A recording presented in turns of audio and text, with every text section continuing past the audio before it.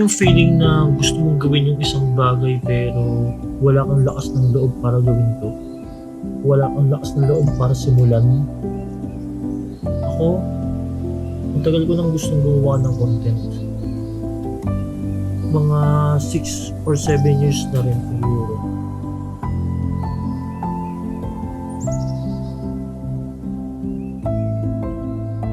At sa loob ng taon na yun, ang dami kong plano, ang dami kong ideas, ang dami kong gustong ikwento, pero lahat ng mga yun, nasa isip ko lang.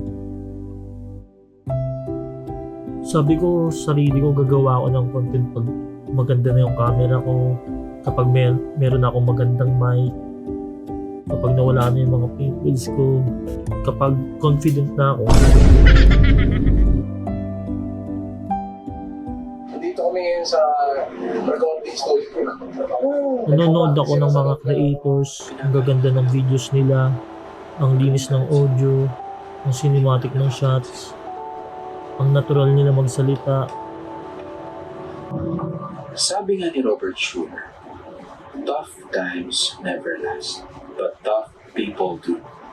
Parang ikaw, araw-araw kang lumalaban. Di mo namamalayan, mas nagiging matatag ka. Parang sa paglalaro, manalo man o matalo, may nadadagdag na experience sa atin, di ba? At pag naipon lahat ng experience na yun, extra one skill. Sa sobrang compare ko sa sarili ko, hindi ko napansin na nagsimula rin naman sila sa awkward. Nagsimula rin sila na hindi nila alam ang ginagawa nila. Ang kaibahan lang, sila nagpatuloy. Pero habang tumatagal, may napansin ako. Habang hinihintay kong maging ready ako, unti-unting lumilipas sa mga pagkakataon. At isang araw, naisip ko, paano kung wala talagang araw na handa ako? Paano kung ginagawa talaga siya?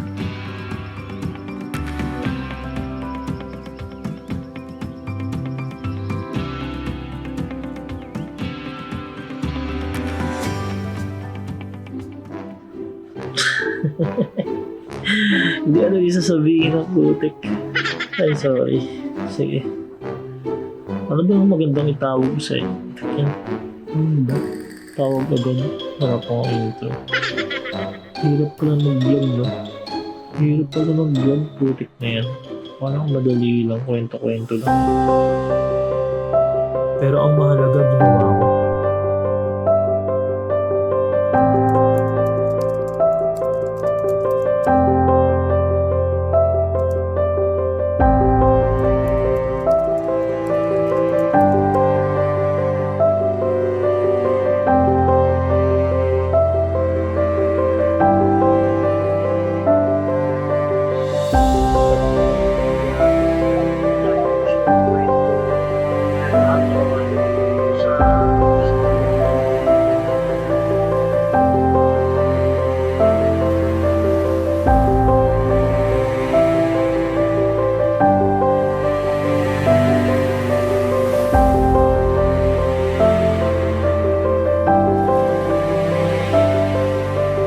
Minsan nakala natin kailangan muna natin maging matapang bago magsimula.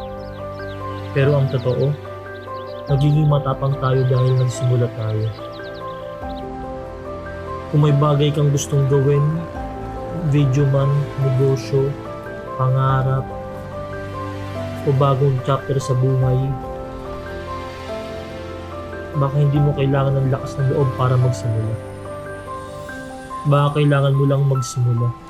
Kahit takot, kahit hindi ready, o kahit ngayon. Kasi minsan, yung first step, yun lang yung pinakamahirap.